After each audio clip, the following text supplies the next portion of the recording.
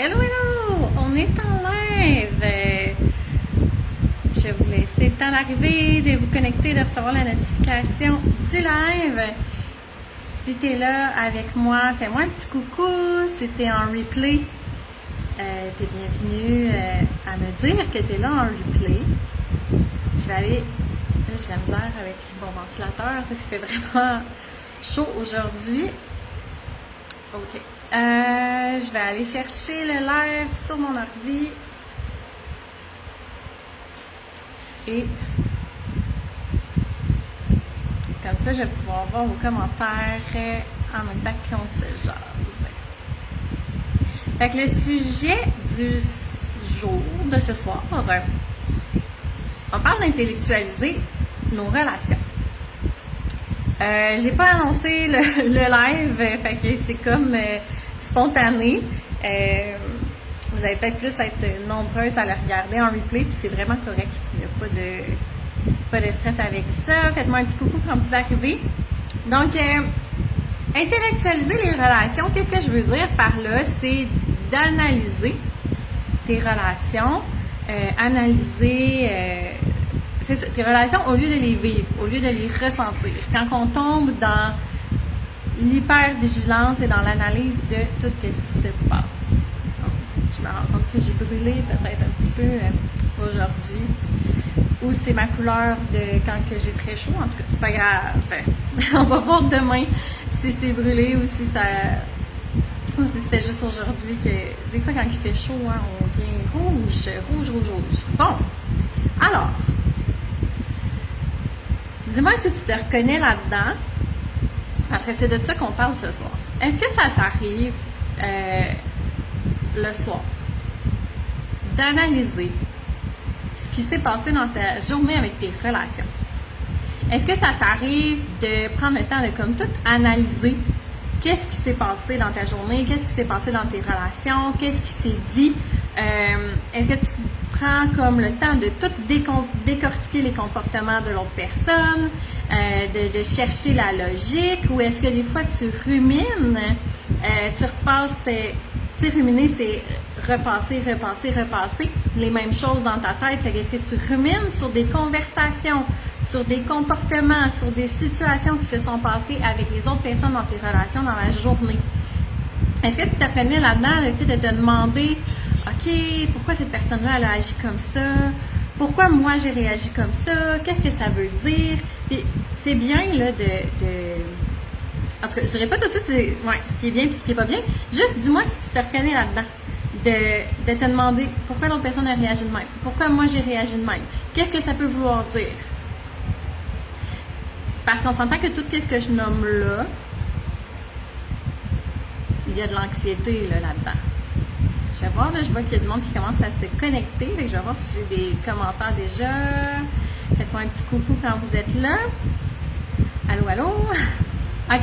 Donc, faire tout ça, ça crée de l'anxiété. Et ça crée une tension. Même si c'est subtil, en dedans de toi, ça vient créer un inconfort, ça vient créer une insécurité. Puis, au lieu de t'arrêter pour ressentir cette anxiété-là et cet inconfort-là, tu continues avec ton cerveau. Tu réfléchis, tu analyses, tu cherches à comprendre, tu utilises la psychologie, tu veux décoder tout ce qui s'est passé. Puis, malgré le fait que tu fais ça, tu restes anxieuse. L'anxiété, elle reste là. Parce que c'est pas en décortiquant puis en étant dans ta tête, dans ton cerveau d'analyse, que tu vas baisser ton anxiété. C'est pas par là que ça passe. Puis, plus que tu continues de faire ça, moins tu te sens en sécurité. Puis, parce que c'est comme un cycle là, finalement, parce que ça te crée de l'anxiété, l'anxiété t'empêche de te sentir en sécurité, ton corps se sent en insécurité, fait que là c'est comme une roue qui tourne, qui s'enclenche. Fait que ce soir, on va parler de c'est une stratégie, on va appeler ça une stratégie, le fait d'intellectualiser tes relations pour éviter de ressentir autre chose.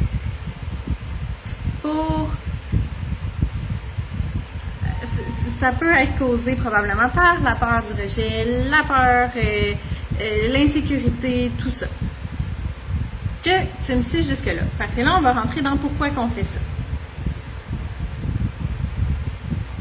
On fait ça quand on se sent pas en sécurité émotionnellement et relationnellement. Quand on se sent pas en sécurité, on recherche le contrôle. OK? Les gens qui sont les plus contrôlants, ça part souvent de l'insécurité. Et il y a des gens qui font de l'anxiété, qui se sentent insécures, qui vont pitcher ça dans le contrôle de qu'est-ce qu'ils peuvent contrôler. Fait que des fois, ça va être d'autres personnes, mais des fois, ça va être contrôler ton alimentation. Des fois, ça va être contrôler ton environnement, faire full le ménage, que tout soit tout le temps clean, avoir un contrôle sur qu'est-ce que tu peux à tout prix. Ça va t'aider à te sentir plus en sécurité. Mais il y a des gens que ça va être le contrôle des relations, qui vont essayer de contrôler pour se sentir plus en sécurité. Par contre, contrôler une relation, ça se fait pas vraiment. On est deux personnes. Mais, fait que si je me sens pas en sécurité avec toi, je vais essayer de comprendre pour me rassurer. Je vais essayer de comprendre la relation pour me rassurer. Puis, dans le mental, ça te donne vraiment l'illusion de contrôle. C'est comme ça te donne vraiment cette illusion-là de si je comprends pourquoi il agit comme ça, pourquoi moi j'ai réagi de même, puis comment fonctionne l'attachement, comment mieux communiquer, si je comprends tout ça, ben je vais être plus en sécurité. Je vais réussir à changer la dynamique, puis ça devient comme une stratégie, ça devient, tu te bases sur la théorie. Puis là, on en revient à ce que je disais dans un des lives précédents qui était faire versus être. Mais on vient avec la croyance de je dois faire quelque chose pour réussir. Fait que là, on se remet là-dedans aussi pour nos relations. Dans le relationnel, ça va se ressembler à je dois faire la bonne chose. Je dois dire la bonne chose, je dois mieux comprendre, je dois plus analyser. Fait que là, tu penses que tu as besoin de faire quelque chose de plus pour améliorer la relation. Mais ça, c'est tout intellectualisé, mais une relation, c'est pas nécessairement intellectuel. Il y a beaucoup de ressentis, il y a beaucoup d'émotions, il y a beaucoup de moi et l'autre. Puis le fait de comprendre ne va pas te rendre plus en sécurité. Mais le fait de chercher tout le temps à comprendre, ça t'amène de l'anxiété par contre. Fait que, les relations, c'est pas un examen que tu peux étudier pour réussir, ok? Puis l'amour, l'amitié, c'est pas une performance intellectuelle, ça vient pas de l'intellectuel. Si c'est trop dans l'intellectuel puis t'es trop dans la stratégie, c'est de la manipulation. Fait que qu'est-ce que ça crée quand t'intellectualises sans ressentir? Je vais juste aller voir. Ça, je passe de ma feuille de notes à mon live. Ok, je vois pas de commentaires. Si vous avez des commentaires, n'hésitez pas. Si je les vois pas en live, c'est pas grave. Je vais y répondre par après en commentaire moi-même. Il n'y a aucun problème là-dessus. Fait que si je vois pas vos commentaires, prenez-le pas personnel. En ce moment, j'en vois pas. Peut-être qu'il y en a juste pas aussi. Ça me fait toujours plaisir, par contre, quand il y a des commentaires. J'aime ça avoir des conversations avec vous. J'aime ça quand on échange. Je suis intéressée à votre opinion. J'aime ça créer des liens avec vous. Fait que vraiment, aucune gêne à m'écrire. Donc, qu'est-ce que ça crée quand tu intellectualises sans ressentir? Parce que ça, c'est quelque chose qu'un de mes anciens collègues rappelait souvent. Puis là, j'ai comme quand même oublié le nom que lui donnait ça. Il donnait à ça, mais il y a des gens qui vont juste vivre l'émotion vraiment forte sans rien intellectualiser. C'est pas mieux. L'équilibre, il vient de quand tu vis l'émotion et que tu es capable d'intellectualiser en même temps. Puis je me rappelle plus comment il appelait ça. C'est dommage. En tout cas, peu importe, c'est un terme psychologique. L'important, c'est pas le nom, mais qu'est-ce que c'est. Fait que ça a du bon d'être capable d'intellectualiser, mais pas que. Parce que si tu le vis juste dans ta tête, tu te bloques de quelque chose.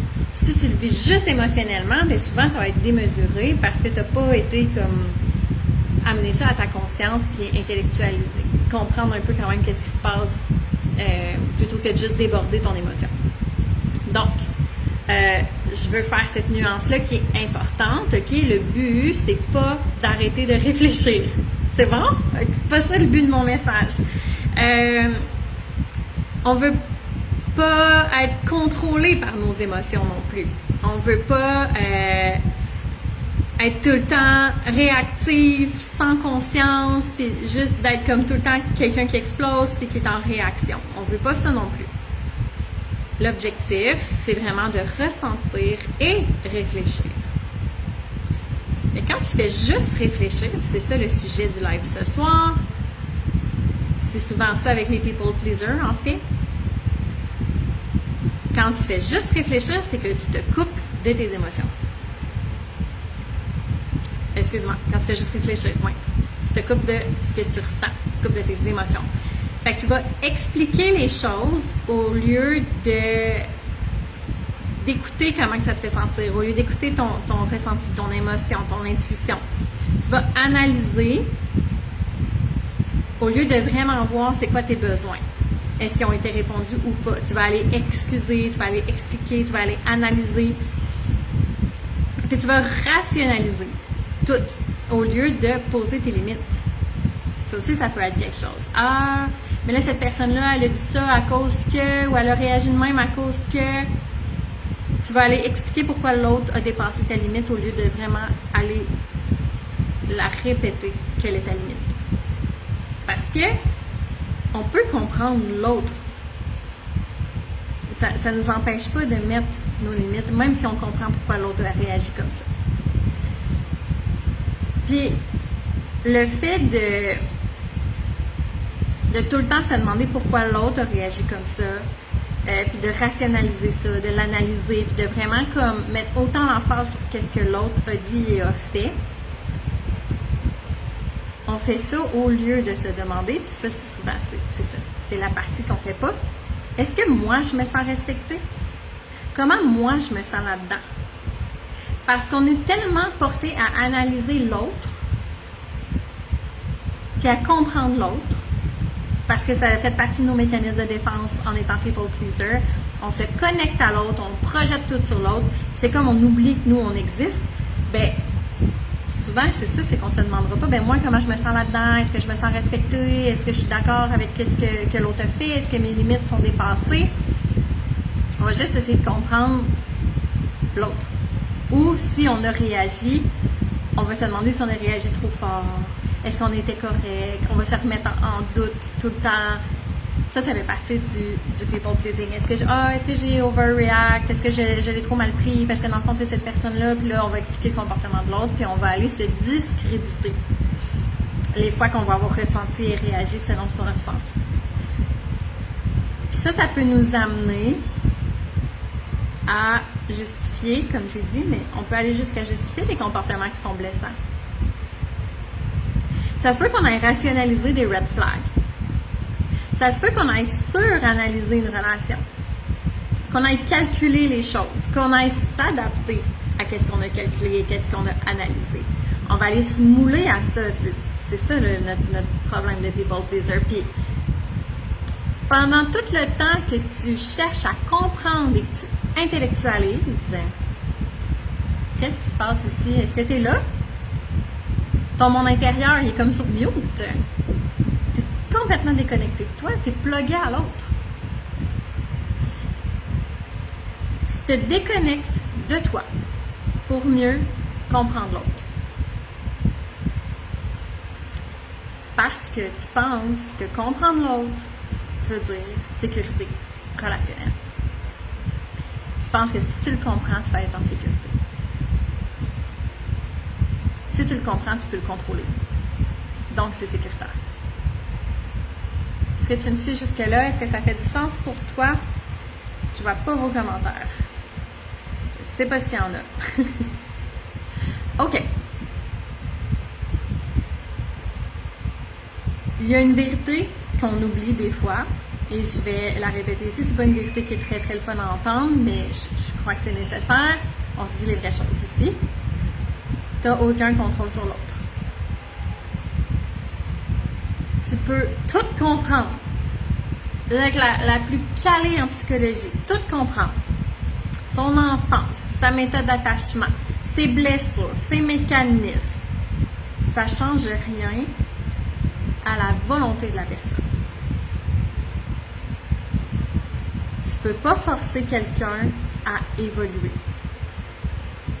Tu ne peux pas forcer quelqu'un à changer. Tu ne peux pas analyser quelqu'un jusqu'à ce qu'il t'aime mieux, d'une meilleure manière. Ton analyse ne va pas changer la manière qui est avec toi. Et tu ne peux pas excuser des comportements, tu ne peux pas excuser quelqu'un jusqu'à temps qu'il te respecte, parce que ça ne viendra pas de là, le respect. Le respect ne va pas venir du fait que tu excuses ses comportements et que tu comprends ses comportements. Une relation, ça change quand il y a une ouverture des deux personnes. Ça change quand il y a une responsabilité de soi. Ça change quand il y a une réciprocité dans la relation. Fait que c'est pas parce que toi, tu comprends l'autre que la relation va se transformer. C'est plutôt en nommant ta réalité, c'est plutôt en nommant comment tu te sens, c'est quoi tes limites, c'est quoi pour toi, qu'est-ce qui est respectueux, qu'est-ce qui n'est pas respectueux, c'est quoi tes besoins, c'est quoi tes rêves, tes envies. C'est en disant, voici comment je me sens, voici quelles sont mes limites, voici qu'est-ce qui est important pour moi. Puis, c'est dans l'expression de soi, c'est en se ressentant. Puis, l'amour, ça se nourrit pas dans notre tête, ça se nourrit de présence, de vulnérabilité, de vérité émotionnelle, de temps ensemble. C'est pas de l'analyse stratégique, là, l'amour. Est-ce que tu me suis jusque maintenant? Est-ce que tu comprends où est-ce que je m'en vais? Parce que, oui, il y a des nuances. Quand je dis que tu ne dois pas être aimé pour qu'est-ce que tu fais, évidemment que si tu manques de respect aux gens, ça a un impact. OK? Fait que oui, il y a des choses que tu peux faire qui te rendent moins appréciable et moins agréable et que, ben, oui. Mais là, je parle pas ici de maltraiter quelqu'un puis s'attendre à ce que cette personne-là t'aime.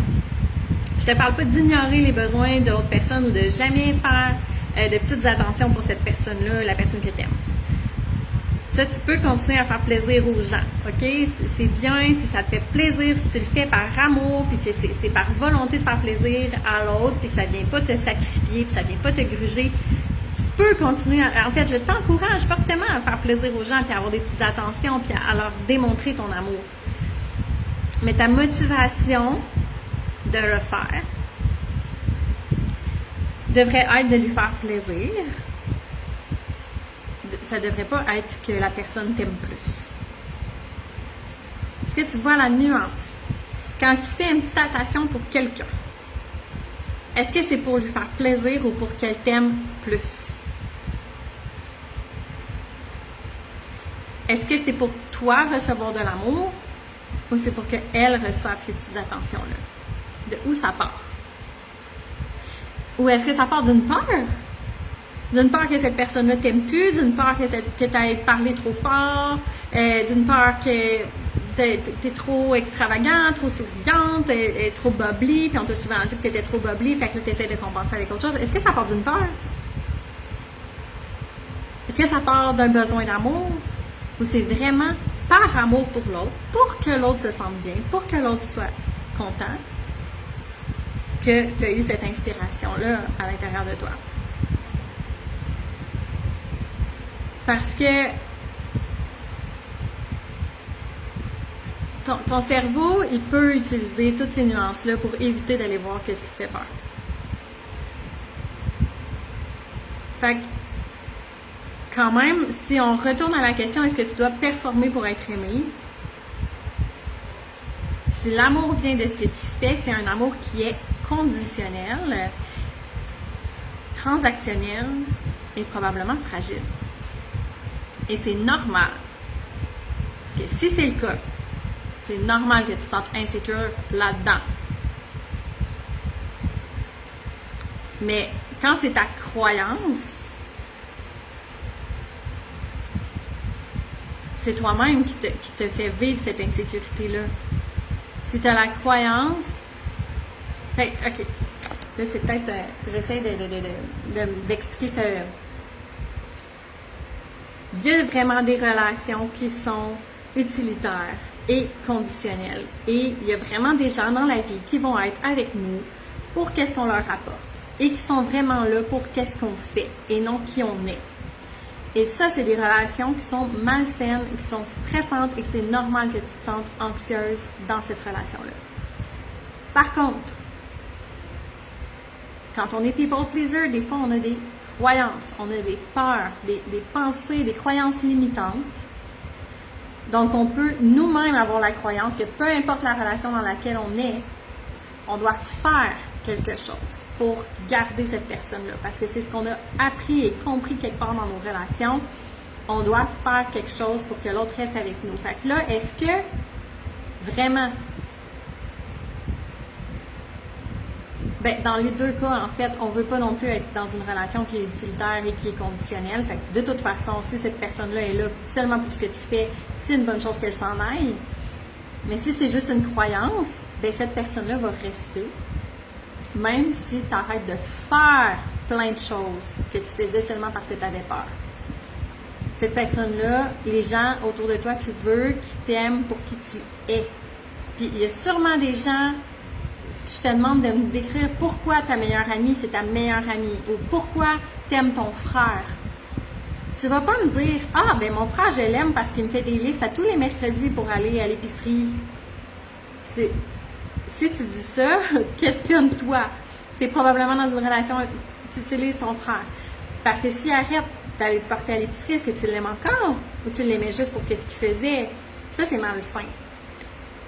Mais il y a des grandes chances que toi, ici, que tu écoutes le live en ce moment, ce soit plutôt « Ah oui, j'aime mon frère parce que il a vraiment une belle drive, c'est quelqu'un d'ambitieux, c'est quelqu'un qui a de l'entre-gens, qui est charismatique, qui a beaucoup de facilité d'expression, qui est facile d'approche. » Fait que, est-ce que tu trouves que tout ce que je nomme là, c'est qu'est-ce qu'il fait? Ou c'est qui il est? Réalise vraiment les gens que tu aimes réellement, tu les aimes pour qui ils sont. Et c'est probablement inversement vrai que cette personne-là t'aime pour qui tu es. Donc, c'est une croyance de croire que cette personne-là est là juste pour qu'est-ce que tu fais et que c'est dangereux de changer ce que tu fais. Mais bien sûr que si cette personne-là te dit j'apprécierais que les samedis soirs tu travailles plus parce que j'aimerais ça qu'on passe du temps ensemble, oui, il y a des choses que tu fais qui peuvent avoir un impact positif ou négatif sur tes relations. OK? Je pense qu'on se comprend quand même. Où est-ce que j'en suis dans mes notes? Ok, je vais aller voir avant si on a... Ah oui, là je vois, commentaire. Sylvie, salut! T'avais besoin d'entendre ça ce soir. Allô, je suis contente que tu sois là. Ça fait longtemps qu'on s'est parlé, Sylvie. Contente de te voir. OK. Fait que le vrai problème, c'est pas juste que tu analyses, mais c'est aussi que tu manques de sécurité intérieure et que tu as un paquet de fausses croyances qui entretiennent ça, cette insécurité-là dans tes relations, le fait que tu manques de sécurité intérieure. Puis comme on disait la semaine, je pense que il y a 2 semaines peut-être, faire versus être. Si tu l'as manqué, va l'écouter. Il est dans le groupe encore. C'est sûr, ça fait pas un mois que je l'ai fait. On parlait de faire pour être aimé, de faire pour avoir de la valeur. Puis quand tu transfères ça en amour, c'est comme si tu devenais responsable de tout. Si ça fonctionne pas, c'est de ta faute. Si ça fonctionne pas, c'est que tu n'as pas fait assez. Si ça fonctionne pas, c'est que tu n'as pas dit la bonne chose. Si ça fonctionne pas, c'est parce que tu dois faire mieux.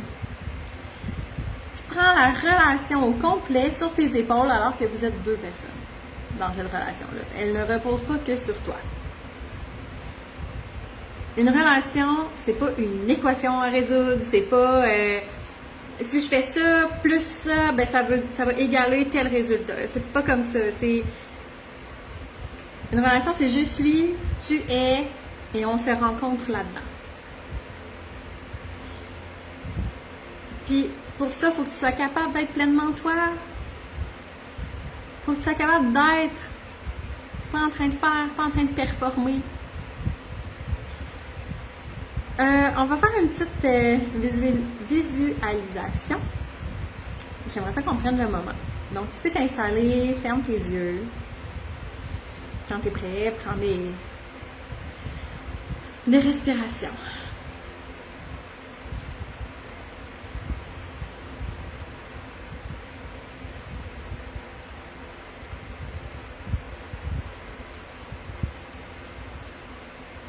Prends le temps de respirer et de te reconnecter un peu plus à toi. Et pense à une relation que tu analyses beaucoup.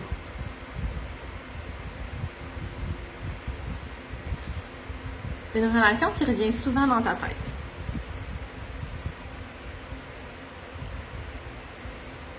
Quelqu'un avec qui tu cherches souvent à comprendre, décortiquer, expliquer.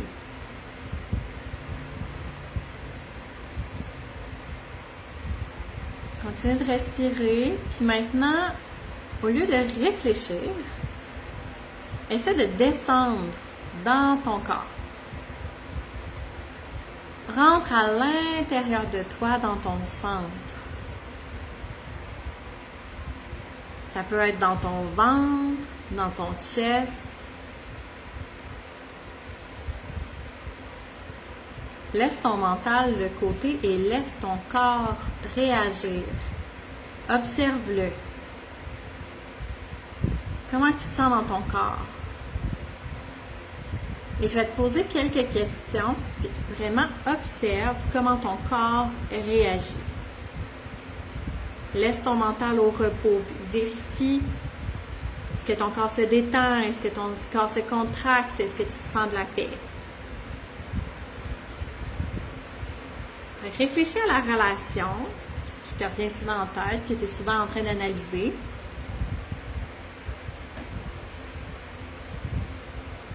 Est-ce que tu te sens en sécurité?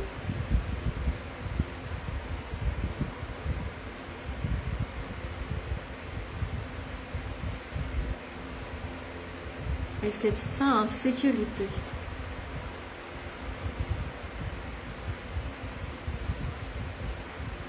Continue de réfléchir à cette relation-là.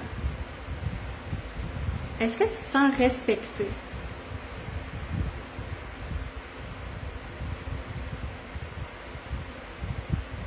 Est-ce que tu te sens respecté?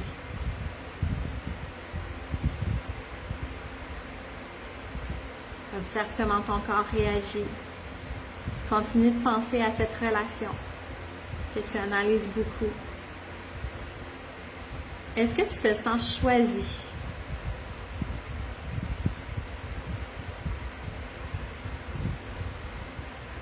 Est-ce que tu te sens choisi?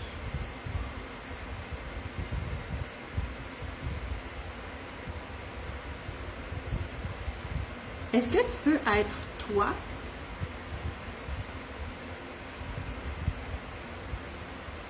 Est-ce que tu peux être toi-même?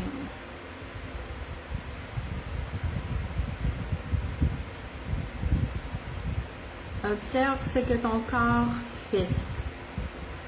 Est-ce qu'il se détend ou est-ce qu'il se contracte? Est-ce que tu ressens de la paix ou il y a une tension? Peut-être une boule dans le ventre, une pression dans ta poitrine. Ton corps, il le sait avant ton mental. Respire là-dedans. Est-ce que tu te sens en sécurité?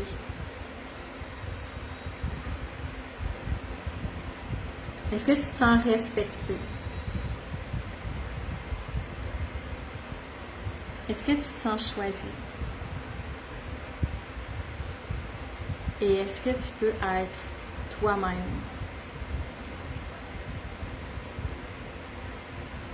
Respire là-dedans. Inspire profondément en gonflant ton ventre et tu expires lentement.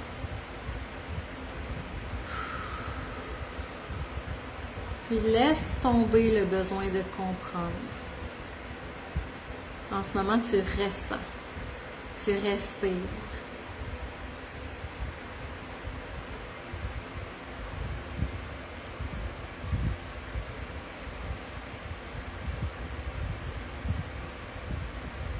Doucement, tu peux ouvrir les yeux. Tu peux revenir avec moi dans le live. Puis, ça, c'est un exercice que tu peux faire souvent, pour n'importe quelle relation. Quand tu vois que tu te casses la tête souvent, ça veut dire qu'il y a quelque chose dans la relation qui est insatisfaisante. Ça veut dire que tu ne te sens pas en sécurité dans la relation, que tu as besoin de contrôler quelque chose. Puis des fois, ces questions-là que je t'ai posées sont la réponse. Ça va? OK. Fait que tant que ton identité reste dans le people pleasing, donc tant que ton identité c'est je suis celle qui porte la relation, ma responsabilité c'est que ça fonctionne. Si ça pète, c'est parce que j'ai pas été assez, j'ai pas été suffisante, j'ai pas réussi à garder la relation. Tu vas continuer d'essayer de performer dans tes relations puis en amour. Tu vas continuer à tout analyser pour réparer, à comprendre l'autre pour le sauver, à faire tout ce qu'il faut pour mériter leur amour, mériter leur respect. Puis ça, c'est essoufflant, puis c'est pas supposé être comme ça, les relations saines, les relations égalitaires. C'est pas ça que tu souhaites. C'est ça que tu as vécu toute ta vie, puis c'est pas satisfaisant, c'est pas nourrissant, c'est pas sain. Puis tu le sais, ça fait longtemps que tu agis comme ça en relation, puis que t'es pas bien là-dedans. Mais si ton identité change, si tes croyances limitantes qu'on a parlé tantôt changent, et ne te limite plus. Si ton identité, ça devient, puis tes croyances deviennent, je mérite une relation parce que j'ai pas à performer.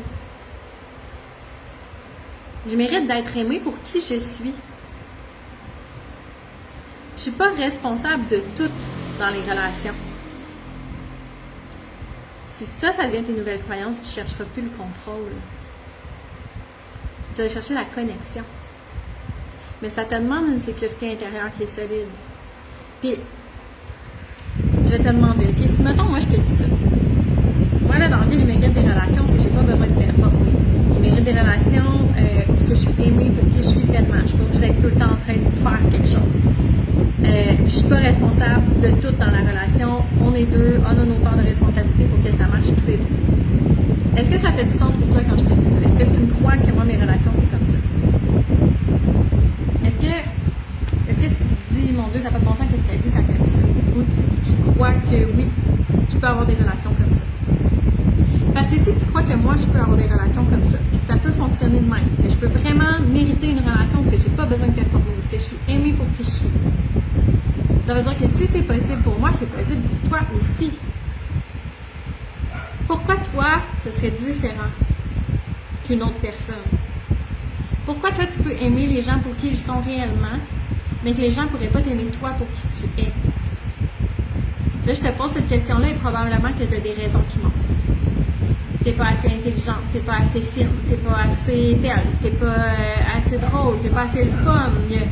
Il manque quelque chose chez toi pour être aimé, fait que si t'es pas tout le temps en train de faire quelque chose, ben t'es comme plate, t'es pas attirante, les gens n'ont pas envie de t'avoir dans leur vie. Ça, c'est un paquet de mensonges que tu te dis toi-même qui te font souffrir, et ça, c'est des croyances. C'est des fausses croyances, des mensonges qui te font du mal et qui t'entretiennent dans ce que tu fais comme type de relation. C'est vraiment important pour moi que tu comprennes en ce moment que c'est des mensonges qu'on se dit à nous-mêmes, qu'on se répète depuis toute petite. C'est des choses qu'on a traînées avec nous toute notre vie parce qu'à un moment donné, quand on était enfant, avec notre regard d'enfant, on a compris quelque chose, puis on en a fait une réalité, on en a fait une croyance et on fonctionne à partir de ça dans la vie. Là, je dis toute petite, des fois ça arrive à l'âge adulte aussi on tombe dans une relation vraiment toxique et ça vient nous créer plein de croyances comme quoi que, tu sais, quand on vit dans une relation abusive, après ça se peut qu'on croit qu'est-ce que notre abuseur nous a dit, puis que, mais encore là, c'est des fausses croyances, c'est des mensonges qui nous ont été dits, c'est des mensonges qu'on a compris et qu'on a intégrés comme une vérité, et c'est pas obligé d'être comme ça pour toujours. Ok, c'est pas parce qu'en ce moment c'est ça tes croyances, c'est ta vérité que t'es pogné avec ça pour le restant de ta vie. Mais c'est ta responsabilité, par contre, de t'en détacher et de faire ce qu'il faut pour te libérer de ça, d'arrêter de te dire de la merde de même. Ok, excusez, c'est venu me chercher.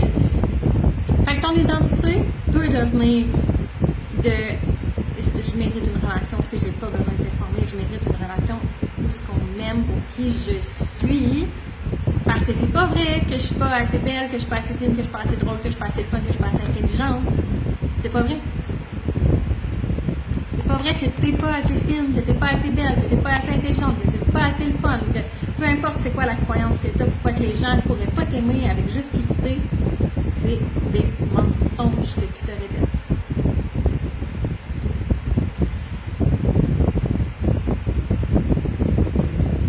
Quand ça va devenir ta nouvelle identité, ta nouvelle réalité, tu vas arrêter de chercher le contrôle de tes relations. Tu vas chercher des connexions avec les gens. Puis comme j'ai dit, ça demande une sécurité intérieure qui est plus solide.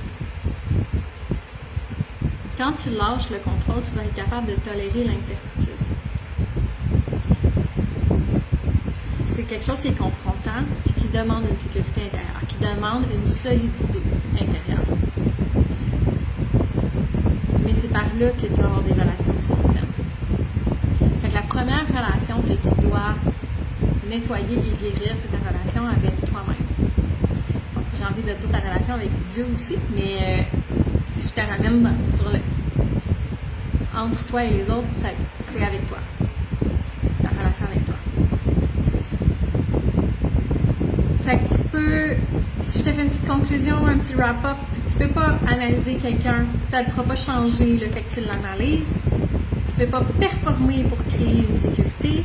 Tu peux juste être consciente, tu peux être alignée, tu peux être connecté à toi et laisser la relation être une relation qui est une rencontre avec l'autre.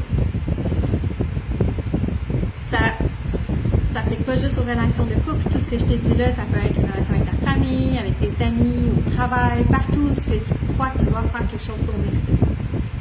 T'as pas à te suradapter pour mériter ta place ou pour garder ta place. Donc, si tu t'es reconnu,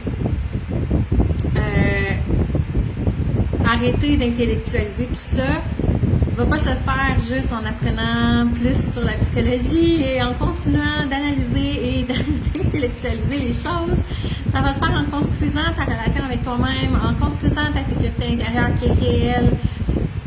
Fait que si c'est quelque chose que tu as envie de voir, comment tu peux créer ça, j'en parle beaucoup ici sur le groupe, j'en parle dans mes Reels, j'en parle sur mes réseaux sociaux, j'en parle dans mes lives, mais j'offre aussi de l'accompagnement individuel. Là, présentement, je suis en voyage. Il y a beaucoup de choses qui se passent en moi. Je pense que mon accompagnement va peut-être changer, mais ça va me faire plaisir. Viens me parler.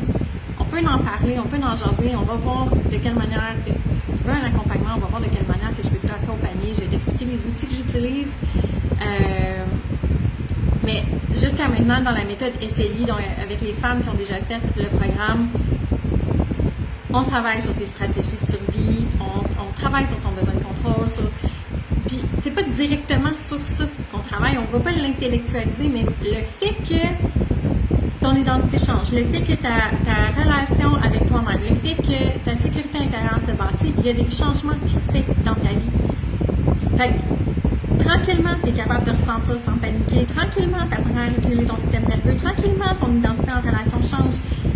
Fait que si tu es prête à arrêter d'analyser, de commencer à vivre vraiment tes relations, à te sentir plus en sécurité dans tes relations, viens m'écrire. Ça va me faire plaisir qu'on en jase. Ça t'engage à rien. Fais juste m'écrire. Comme j'ai dit au début du live, j'aime ça, vous parler. Je suis accessible, je suis disponible. J'aime créer des liens avec vous. Même si vous ne prenez pas d'accompagnement, ça va me faire vraiment plaisir. Des fois, on se dit ça, hein, je ne veux pas y faire prendre son temps, je ne sais pas si à terme de vouloir prendre son accompagnement. Non, c'est pas de même que ça marche. Moi, j'aime vraiment ça, les relations humaines. Je vous aime, ma communauté. Fait que venez me parler, s'il vous plaît. Puis, si tu veux qu'on travaille ensemble, on le fera. Puis, si tu veux pas, c'est pas grave. Puis, il n'y a pas de malaise avec ça. C'est bon? Fait que c'est les questions. Les commentaires sont là pour ça. Sinon, tu peux venir en DM, en message privé. Merci pour votre présence. Merci d'être là. J'ai complètement oublié d'aller revoir les messages, les commentaires. Ok, Sylvie, tu dis ouf. Je sais pas à quoi tu dis ouf, mais je vois que ça te parle, que ça te fait un petit... ça fait écho avec toi. Fait que viens me parler, Sylvie. Si tu veux, écris-moi. Ça va me faire plaisir d'avoir des nouvelles. Fait que merci pour votre présence, en live ou en replay, toujours. Je vous aime, vous êtes merveilleuses. Je vous souhaite une belle soirée. Bye!